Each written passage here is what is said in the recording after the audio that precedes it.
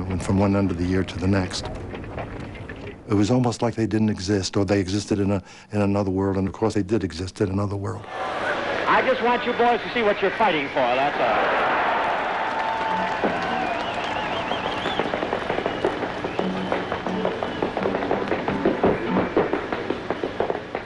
The sudden reappearance of a woman in their lives made some men happy, but left others very uncomfortable. You should never take women and bring them over there half clothed and dance in front of a bunch of guys that hadn't seen women for over a year, some of them 2 years. They haven't been around a woman. I mean, that just makes you feel terrible. There was a kind of sullen hostility. Don't demonstrate this to me. You know, we're too far from it. It's not a pleasure. Maybe because we had been through a lot of stuff. You know, getting bombed, rotten food, getting sick. We weren't in the mood to be tantalized with women from the States. Mid-1944, the British 14th Army was locked in desperate jungle fighting with the Japanese on the India-Burma border. It was very close quarters. It was like, if you can imagine two boxers in a ring, in a clinch, in which no one can get out of. In 2 weeks, light infantry lost their commanding officer, all their company commanders except one, half their platoon commanders, and 180 killed. And that, you would think, would knock the stuffing out of a battalion. Not so the downright infantry, you know. No, marvellous. After 2.5 years battling the Japanese, the British in Burma felt forgotten by the world. Then singer Vera Lynn visited them, bringing a rare touch of home. I wasn't a glamour girl. I never had been. I was the girl they left behind, or their sister, or the girl next door. They could communicate with me, and I had the opportunity of talking to them. Really, that's all they wanted. News of home, somebody from home. And they used to say, well, England can't be so far away, can it? Because you're here. Your dearest memories all They my shorts there. Yes, the boys gave me those. They're the smallest ones they could find. And that's their hat signing. They wanted something signed, and that was, of course, all they had. Wonder where he is now, that chap. A day to bring you joy. That's what I wonder. Where are they? When the night has passed away. They were the Forgotten Army. They were the Forgotten 14th. And it was very touching, you know, when I was leaving. And they used to come up and say,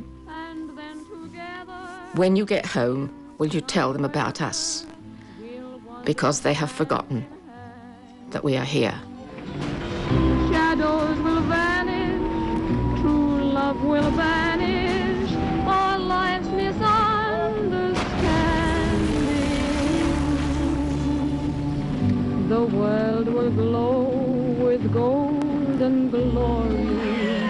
Soon we'll forget the skies were gray.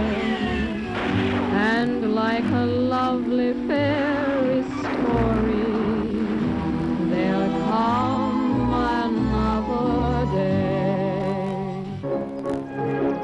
A Japanese propaganda film shows the luxury life of their prisoners of war, sailing away sunny cars.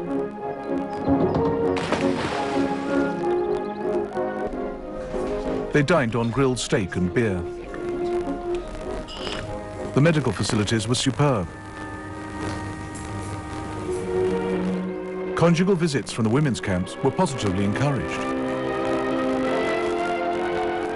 The Japanese had to scour their prison system for Australians, Dutch and British, still plump and healthy enough to act out this charade. Well, when I came into this camp, I did think I'd be able to lose weight. Instead of that, I keep putting it on daily. They were bullied into playing their parts by Japanese threats to cut already miserable food rations to starvation level. By 1943, a system of slave labor stretched across the Japanese Empire, digging coal in Japan, building airfields in Sumatra, and carving a railway across Thailand and Burma. Allied prisoners of war and people from all over Asia and the Pacific were forced to work for the Japanese. A slave army of over 500,000. You live like an animal, with all the senses of an animal, self-preservation.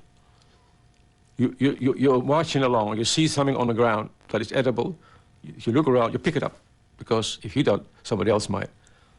That's how you become. And you share it with your mates, nobody else.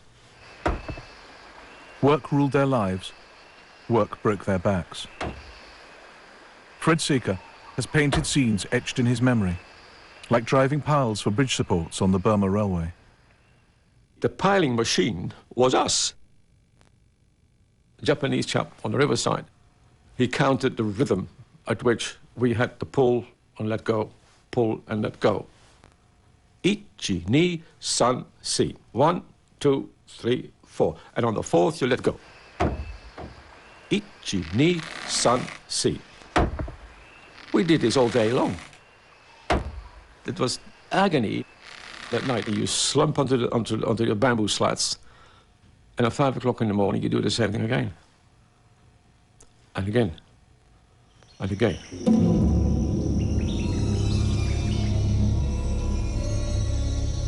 We Hellfire Pass work night and day.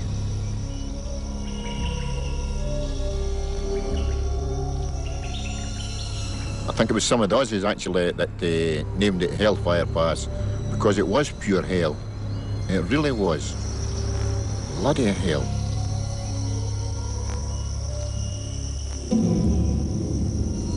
During the construction of Hellfire Pass, the Japanese beat 68 men to death. Hammered to death. Hammered to death. Cruel bastards. Where? It's the only way to describe them. A repertoire of torture was in use across the slave system.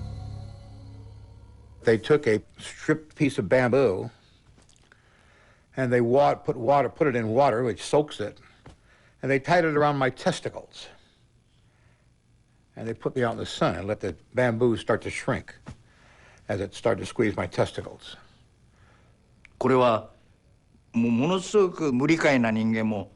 Some men in the Japanese army lacked all understanding. It was a collection of people from all sorts of backgrounds. Those brought up in a rough, ignorant environment resorted to violence whenever they didn't like anything. And the Japanese army indulged them. There was a widespread attitude that because these were prisoners who had been defeated in battle, they deserved to be badly treated.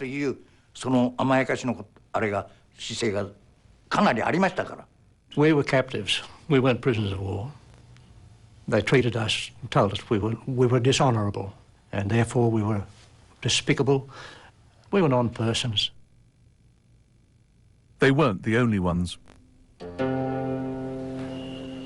The Japanese said they came as Asia's liberators.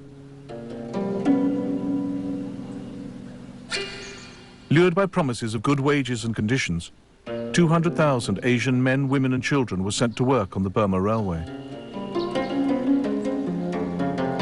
But the Japanese treated them even worse than they treated the POWs.